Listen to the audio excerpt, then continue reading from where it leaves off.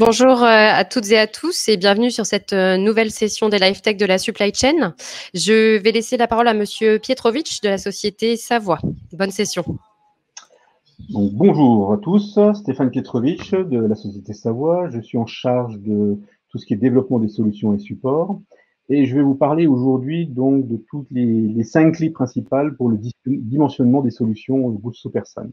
Alors, je vais faire une présentation d'une vingtaine de minutes et après on passera sur une partie de questions-réponses où vous n'hésiterez pas à poser vos questions. Alors, au niveau, on va attaquer par qu'est-ce qu'un système Goods to Person. Avant de pouvoir dimensionner correctement un système, il faut déjà savoir qu'est-ce que ce système et à quoi il va servir. Donc, un système Goods to Person, c'est un système qui est, composé de navettes et composé d'élévateurs.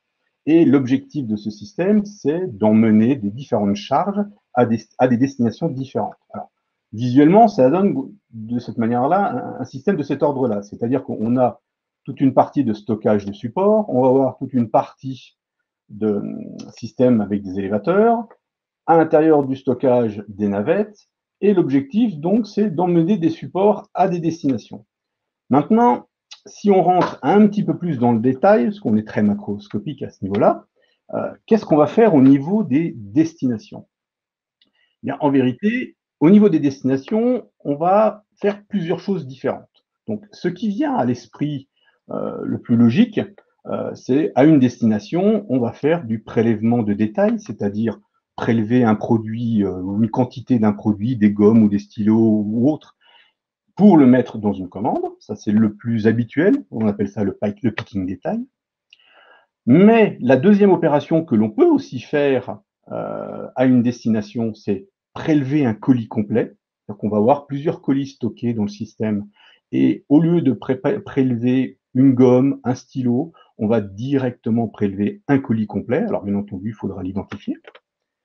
Autre possibilité, le système va amener à destination des colis et cette destination, on va faire de la palettisation. Donc, à partir de là, on appelle ça un système buffer parce que l'objectif, c'est donc de bufferiser des colis pour les emmener à destination. Alors, dans un ordre précis, pas précis, pour faire un plan de palettisation correct, il peut y avoir de multiples contraintes associées à cette palettisation. Mais surtout, ce qu'il faut bien avoir à l'esprit, c'est que là, on vient d'aborder trois éléments différents, qui sont le picking détail, le picking colis complet ou le buffer, mais ils ne sont pas exclusifs. C'est-à-dire que l'on peut très bien avoir, dans un système Gustoman, soit une association des trois utilisations du picking détail, colis complet ou buffer, ou picking détail et colis complet, ou colis complet et buffer, et ainsi de suite. Donc, le système peut combiner à la fois à l'intérieur d'une journée, à l'intérieur d'une semaine, d'un mois, les différents types de préparation, ou même par rapport à la croissance de votre exploitation. Vous démarrez par du picking détail, plus tard vous rajoutez du picking complet, plus tard vous rajoutez du buffer. Maintenant, dans ces supports, du moins, ces supports, on peut avoir différents types de supports.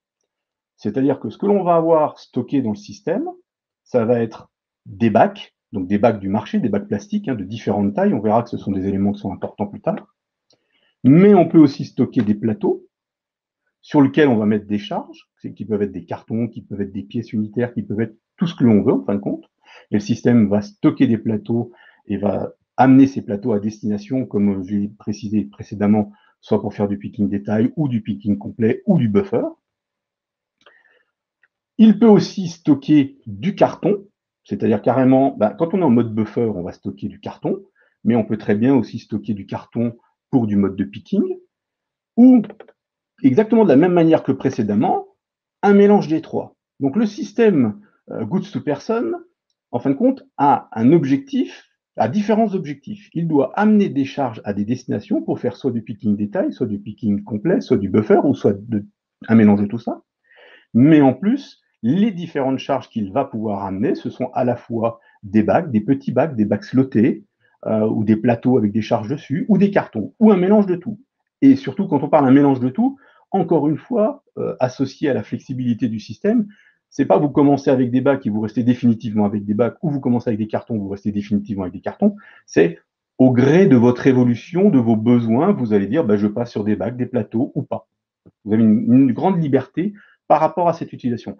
J'introduis bien ces contraintes-là, vous allez voir qu'après, derrière, ça a un impact sur justement les clés de définition, quels sont les éléments importants pour définir le besoin, donc les clés pour dimensionner une solution Goods to Person.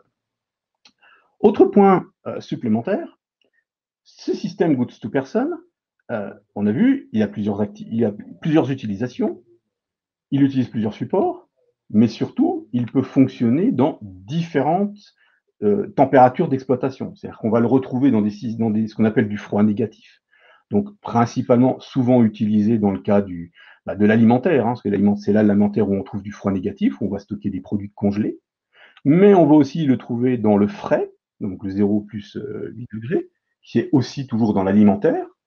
Et aussi, on va le retrouver donc, dans ce que l'on appelle l'ambient. Donc là, on va retrouver tous les types de produits que l'on peut stocker. Ça peut être des gommes, et n'importe quoi, tous les produits ou des plaquettes de frein, tout ce qui existe sur le marché. Donc le système Goods to Person, voilà, il a plusieurs utilisations distinctes ou communes ou combinées avec un éventail de supports stockés et un éventail de températures d'exploitation différentes. Donc ils vont vraiment répondre aux besoins. Et on va comme ça revenir sur les éléments caractérisant un système et pourquoi, dans la définition du besoin d'un Goods to Person, il est important de bien avoir une idée de où on va être. Alors, maintenant, on a parlé de ce qu'était un système Goods to Person. On va voir un peu plus tard quels sont les éléments nécessaires pour caractériser, pour faire un cahier des charges. Mais avant toute chose, il faut savoir quel est l'intérêt d'un système Goods to Person. Pourquoi il peut y avoir un intérêt d'en implanter un. Alors, le premier élément, c'est sa compacité. Alors, on va dire utiliser la hauteur de stockage. Ça veut dire quoi concrètement? Concrètement, quand on installe un système, jusqu'à présent, une installation de préparation classique, on était au sol, voire une mezzanine, mais quelque part, on n'utilise pas le volume complet d'un entrepôt. L'intérêt d'un système Goods to Person, c'est que l'on va utiliser la totalité du volume de votre entrepôt. C'est-à-dire que si vous avez 12 mètres, comme la plupart du temps, on est dans un entrepôt de 12 mètres de haut, si vous avez 12 mètres de haut, on va utiliser les 12 mètres. Donc, c'est-à-dire qu'on va pouvoir, dans l'entrepôt existant, augmenter la capacité de production du système sans changer de bâtiment. Donc, c'est le premier intérêt, entre guillemets, d'un système Goods to Person. Le deuxième intérêt, ça va être sa haute productivité. Donc, quand on parle de haute productivité, qu'est-ce que ça veut dire? Ça veut dire que un système, il est utilisé pour rendre un service. Ce service, alors, comme on l'a vu précédemment, il va être utilisé pour du picking détail, pour du picking colis complet, pour de la palettisation. Et dans le cas du picking détail ou picking colis complet, ce système Goods to Person a une particularité, ce que l'on appelle le 1 pour 1, qui permet d'avoir une ergonomie de travail extrêmement pratique, ce qui veut dire qu'on arrive à des productivités usuelles permanentes, c'est-à-dire pas pic, c'est bien une valeur moyenne, qui oscille suivant le type de produit, on verra des exemples plus tard, entre 400 lignes et 600 lignes à l'heure. Et quand on dit 600 lignes à l'heure, c'est-à-dire qu'un opérateur va réaliser des prélèvements de 600 lignes à l'heure pendant plusieurs heures. C'est pas au bout de 2 heures, l'opérateur est cuit, il faut le changer parce que le système est trop complexe ou est trop dur pour lui. Non, non, c'est l'ergonomie de ce système est fait de telle sorte que l'opérateur va travailler 6 heures, 7 heures, 8 heures d'affilée à des cadences de cet ordre-là. Ensuite, l'autre intérêt du système, et on va toujours reboucler par rapport à la définition du besoin, ça va être la qualité de préparation. C'est-à-dire que, alors qu'est-ce que ça veut dire concrètement? Comme on est sur un système, dans le cas du picking détail ou du picking complet, où on va amener un bac à un opérateur pour qu'il fasse un prélèvement pour une commande, il n'y a pas la seule erreur possible, c'est la quantité prélevée. Il ne peut pas se tromper de référence, parce qu'il va prélever dans un seul bac où il y a une seule référence. Ça a une conséquence non négligeable qui reboucle avec la haute productivité, c'est comme l'opérateur n'a à se soucier que de la quantité à prélever, sa charge de sa charge mentale, bah, elle est réduite au strict minimum. C'est-à-dire qu'il n'a pas à regarder où est-ce qu'il va prélever, où est-ce qu'il va déposer, est-ce que je vais faire une erreur ou pas. Non, la seule chose à se poser, c'est il y a un chiffre qui apparaît, je prélève la quantité qui est demandée et c'est bon. Donc, qui dit une charge mentale plus faible, on reboucle sur la haute productivité qui va être maintenue tout au long de la journée. Et du coup, indirectement, on minimise les erreurs de préparation, donc forcément, on augmente la satisfaction des clients. Parce que l'objectif, il ne faut pas l'oublier, d'un système Goods to Person, c'est de produire, donc de préparer. Ensuite, l'élément supplémentaire en termes d'intérêt d'un système, ça va être sa réactivité. Alors, pourquoi on parle de réactivité? Et qu'est-ce que l'on appelle une réactivité? Dans un système Goods to Person, quand une demande est faite de préparation pour une commande, que ce soit une commande détail, une commande complète, ou une palette, si on était dans le cas d'un buffer de palettisation, ou un mélange de tout ça, hein, comme on exposait précédemment, eh bien, on va dire le temps maximum, alors bien sûr il y a des variabilités, mais le temps maximum entre j'ai une demande, ma commande est préparée, on parle de 15 minutes. Ce qui veut dire que le système permet aussi de répondre à des nouvelles contraintes qui sont par exemple les commandes comptoirs. Hein. On a certains sites où, en plus de la logistique de distribution de préparation classique, le système comment dire, permet de répondre à des commandes de clients qui vont venir faire les commandes comptoir. En parallèle de ça, cette réactivité, on va dire, on pourrait se dire, elle ne sert qu'à ça, bof, ok, j'en ai pas besoin. Mais il faut bien savoir aussi, à l'inverse, et vous le vivez tous dans vos activités, en début de journée, on n'a pas 100% des commandes à faire dans la journée. En début de journée, on a un peu de commandes, puis au fil de la journée, les commandes descendent, descendent parce que le besoin, c'est de répondre au plus tard au client et de laisser le client au plus tard faire ses commandes. Donc, si on a un système qui a un temps de réactivité de 2 heures ou 3 heures, on va vite avoir un engorgement lié à la descente des commandes, le temps de préparation et la mise à disposition sur le quai. Donc, un système Goods to Person a cet intérêt-là d'avoir une énorme réactivité et donc de permettre de pousser au plus tard l'arrêt des descentes des commandes. Un dernier point qui a aussi son importance, un système, et après on va voir justement sur les clés de dimensionnement, c'est, on pourrait dire, la fiabilité du stock. Alors, il y a deux choses dans la fiabilité du stock. La première, c'est forcément, comme on stocke dans un système automatisé, ça fait un petit peu une notion de coffre-fort. Alors, on ne va pas parler de vol, mais malgré tout, personne ne va rentrer dans le système pour aller prélever des produits sans y être autorisé, parce que c'est assez risques et périls, entre guillemets. Mais surtout, et c'est plutôt le côté positif qu'il faut prendre comme ça, c'est comme on stocke des produits dans des unités de stockage qui sont des bacs ou des cartons, le système connaît exactement la quantité de produits dans chacun des supports. Quand le support est théoriquement vide, ça équivaut. Donc, on va vérifier que le support est théoriquement vide. Le système dit j'avais 100 pièces dans mon conteneur, j'en ai prélevé normalement 100, donc je dois en avoir 0. Donc, on fait un inventaire à chaque fois qu'on a un bac vide. C'est-à-dire qu'à la différence d'une installation de préparation de commandes manuelle à gare classique où on a des étagères et on est contraint de faire des inventaires tournants ou des inventaires annuels, là, on a un inventaire systématiquement à chaque bac. Alors, voilà un petit peu les grands éléments. Donc maintenant, on va passer donc aux étapes après. Il faut aussi voir quelle est l'utilisation d'un système pour pouvoir en définir les besoins réels. Alors, pourquoi il est important de bien dimensionner un système par rapport à son utilisation? Donc, ça paraît évident, c'est garantir un investissement adapté aux résultats attendus. Ça, c'est un petit peu la théorie. C'est le juste investissement, c'est pour l'utilisation la plus adaptée. Bon, ça, ce sont des mots un petit peu classiques. Mais concrètement, ça veut dire, je vais faire un parallèle. Quand j'achète une voiture, j'achète une voiture pour savoir est-ce que je veux aller en forêt, est-ce que je veux rouler vite, est-ce que je veux emmener mes enfants à l'école. Donc, il faut bien savoir quelle est l'utilisation. Et on voit bien qu'il va y avoir un équipement adapté à chacune des utilisations. Si je veux aller en forêt, vaut mieux un 4x4. Si je veux rouler vite, vaut mieux un coupé. Si je veux emmener mes enfants à l'école, vaut mieux un monospace. Si je veux transporter des marchandises, un utilitaire. Donc, on voit bien qu'il chaque équipement a son domaine d'utilisation. Et à l'opposé, ça ne veut pas dire qu'un coupé ne permet pas d'aller en forêt. Avec un véhicule coupé, on peut aller en forêt, mais ça ne sera pas le véhicule le plus adapté. On n'aura pas payé le bon prix par rapport à l'utilisation qu'on va en faire.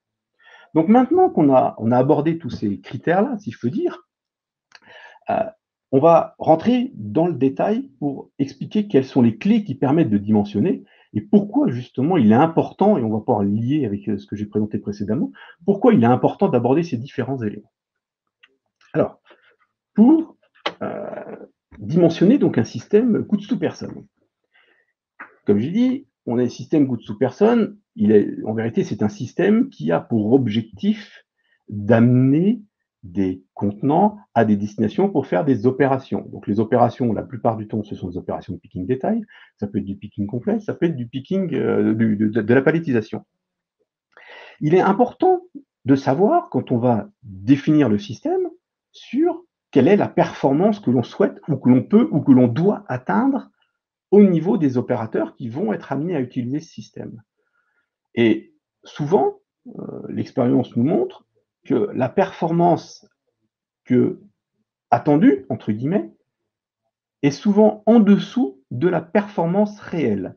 Pourquoi? Parce on se base sur des objectifs de performance par rapport à notre historique. Notre historique, c'est souvent des installations de préparation manuelles, où vous avez des opérateurs qui ont une certaine productivité et ils se déplacent. Et il est toujours très très dur de se projeter en disant, mon opérateur ne se déplace pas, avant dans une gare manuelle, il faisait 100 lignes à l'heure, on vous annonce brillamment 300 lignes à l'heure, 400 lignes à l'heure, oui, non, c'est pas possible. Dans les faits, si. Et c'est pour ça que vous allez voir que, justement, si vous dimensionnez en disant, je pense que 300 lignes, ça sera le maximum, alors que dans les faits, vous allez faire 500 ou 600 lignes, vous allez surinvestir. Et on en revient toujours à la question de départ, c'est le juste investissement. Donc, pour faire le bon investissement, il faut déjà se dire quelle devrait être la performance que mes opérateurs vont atteindre au niveau du système. Et donc, la meilleure solution, c'est de passer par justement des phases de test. C'est-à-dire que, typiquement chez nous, vous venez, vous testez, vous regardez quelle est votre performance. Quand on dit performance, c'est pas forcément que picking, parce que vous pouvez très bien avoir des opérations de valeur ajoutée, comme de l'ensachage, comme de la personnalisation, comme plein d'opérations possibles. Ensuite, donc ça, c'est la première clé, c'est définir quel est l'objectif en termes de performance. La deuxième clé, ça paraît logique, c'est on veut un système automatisé, et on va définir, on va regarder qu'est-ce qu'on va mettre dans ce système. Alors, il y a des choses qui sont évidentes, comme par exemple, quelles sont les références qui vont être compatibles dimensionnellement avec notre système.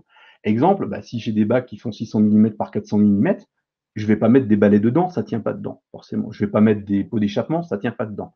Donc, il y a déjà un premier tri de se dire, dans l'ensemble des références que l'on a, quelles sont les références qui seront compatibles physiquement avec les types de supports. Rappelez-vous, au tout début, je parlais des types de supports stockés, ça peut être des petits bacs, des grands bacs. Donc, à un moment donné, il faut bien se dire quel type de support je vais utiliser, donc quel type de référence je vais mettre, est-ce qu'elles sont compatibles physiquement avec ces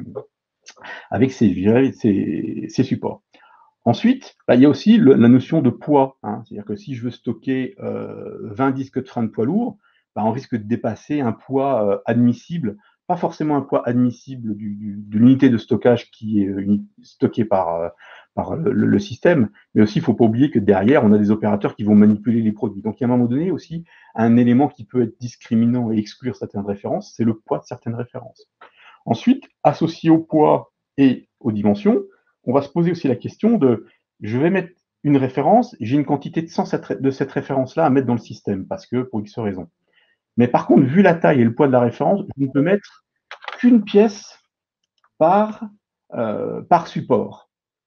Donc, si je mets qu'une seule pièce par support, ça veut dire que si j'ai 100 pièces, je vais avoir 100 bacs. Alors là, il faut se poser la question, est-ce que c'est logique, pertinent de mettre cette référence-là dans le système?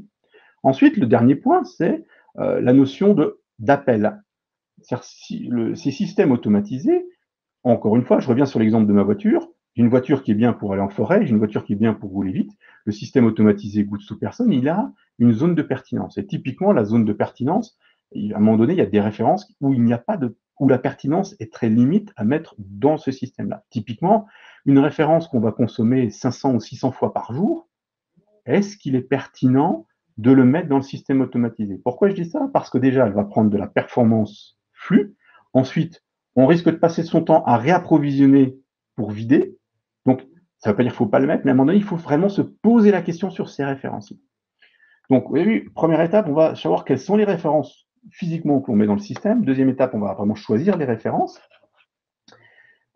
Ensuite, l'objectif, comme je l'ai dit tout à l'heure, Un système automatisé, c'est d'utiliser le volume complet de votre entrepôt. Donc, ça veut dire que derrière, on va essayer d'optimiser la densité de stockage. Donc, qui dit densité de stockage est trouver le meilleur compromis entre les références que l'on va mettre dans le système, les supports que l'on va mettre dans le système, la quantité de pièces que l'on va mettre dans le système, pour que l'on en définisse un nombre d'emplacements le plus adapté. Alors, ça ne veut pas dire que c'est fixe, hein. Encore une fois, le système il est évolutif, il peut être agrandi, on peut rajouter des emplacements, etc. Mais toujours par rapport aux besoins d'investissement et le plus juste, il faut trouver le bon équilibre.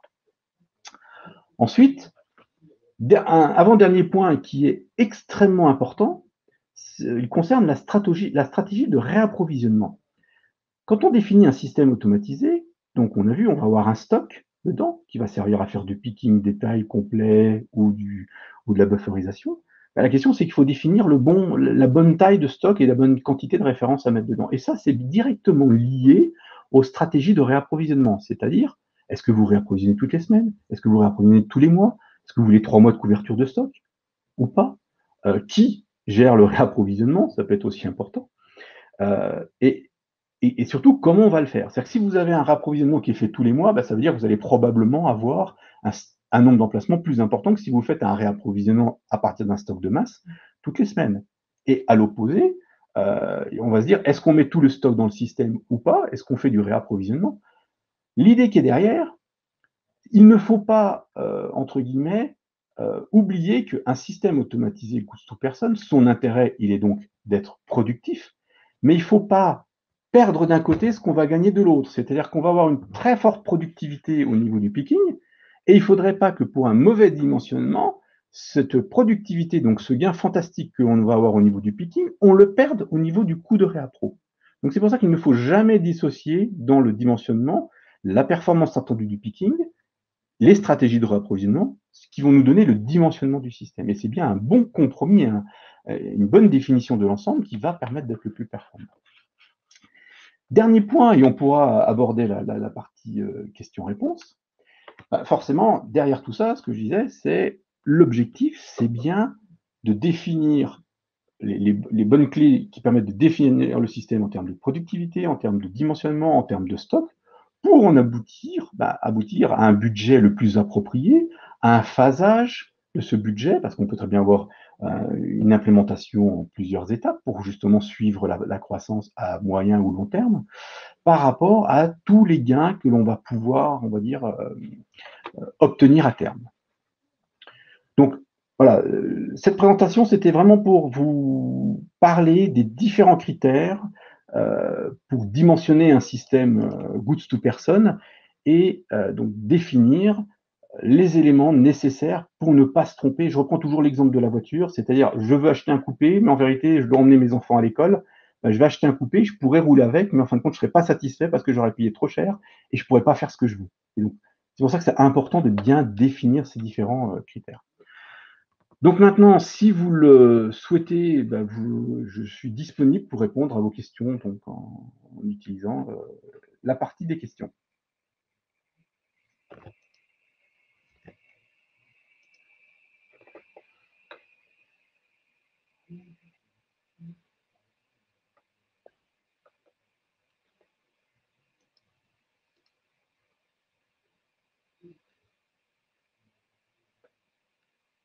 Alors, il y a une question qui a été posée, c'est est-ce que le système peut être intégré dans un entrepôt existant? Est-ce qu'il est déjà compatible avec d'autres systèmes? Bien entendu, justement, c'est bien l'objectif de ce système, c'est par rapport au dimensionnement de soit l'implémenter dans des systèmes nouveaux, bien entendu, des entrepôts nouveaux, mais aussi de l'implémenter dans des installations existantes. Et c'est son intérêt, on va pouvoir déjà installer une allée, 2 allées, etc., pour faire la partie graduelle. Alors j'ai une deuxième question sur la partie le secteur d'activité. Alors, en vérité, il n'y a pas de secteur d'activité. Encore une fois, le système déplace des charges d'un stock à une destination pour en faire quelque chose. Donc à partir de là,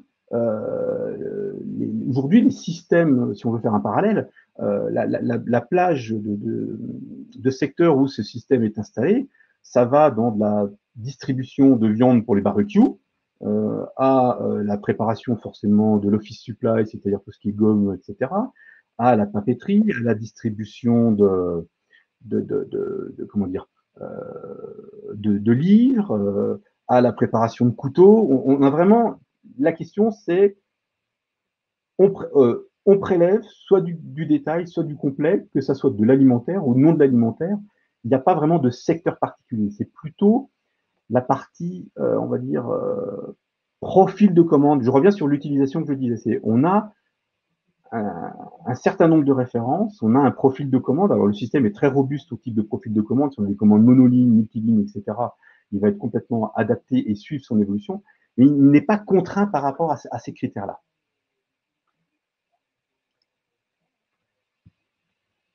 Alors, une question aussi intéressante qui est posée. Ce système-là, c'est un système. Donc, le système Goose-to-Person, pardon, est un système qui est intégré dans une installation existante.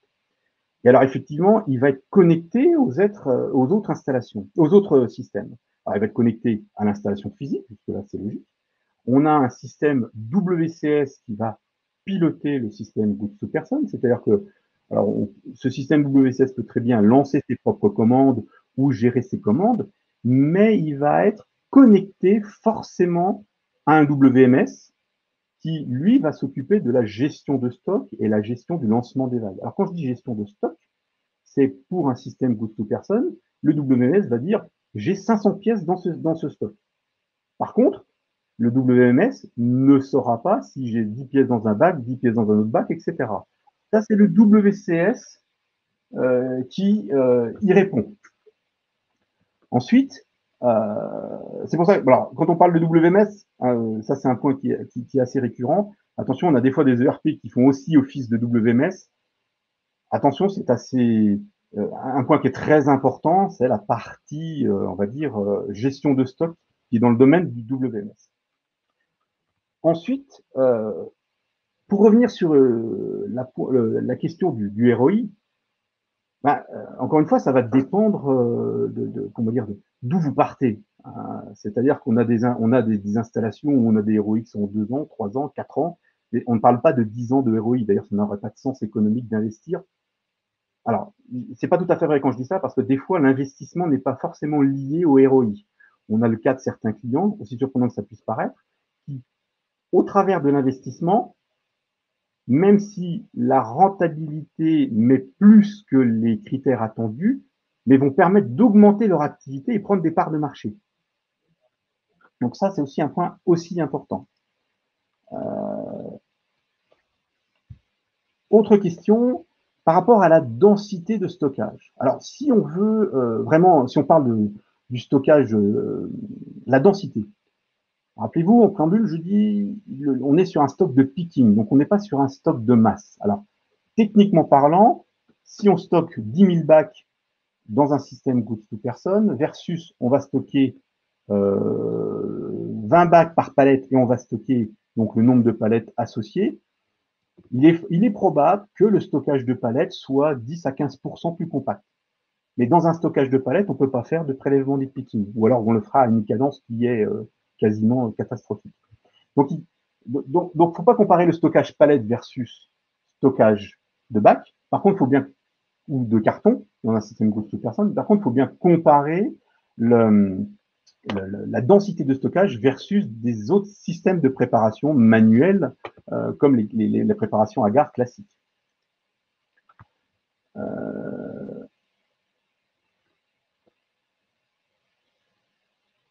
Alors, autre question, y a-t-il des contraintes de palettisation amont ou aval? Mais justement, l'intérêt de ce type de système quand on l'utilise à la palettisation, c'est que c'est lui qui va gérer toutes les contraintes.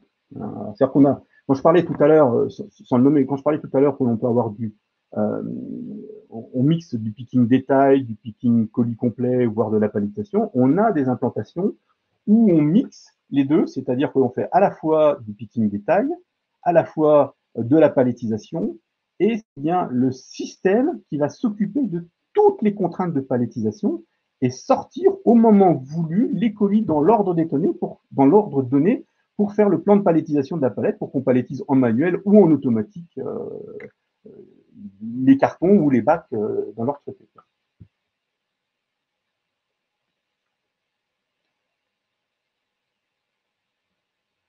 Alors, une autre question sur la partie, comme je disais tout à l'heure, l'intérêt de ce type de système associé à des postes ergonomiques, c'est que potentiellement, la seule erreur possible, c'est l'erreur de quantité prélevée et non pas l'erreur de référence. Et oui, effectivement, après, c'est une question d'enjeu-risque. Ben, on peut aussi pousser le bouchon en termes de sécurisation de la préparation beaucoup plus loin en intégrant des contrôles pondérales à différents endroits du système pour garantir que ben, la quantité prélevée est bien la bonne. Et là, du coup, on est sur du zéro défaut. On est comme dans l'automobile, c'est-à-dire qu'à un moment donné, suivant le niveau de zéro défaut que l'on va avoir, ben, il y a une question d'investissement et de coût, et il faut trouver le bon équilibre entre les deux.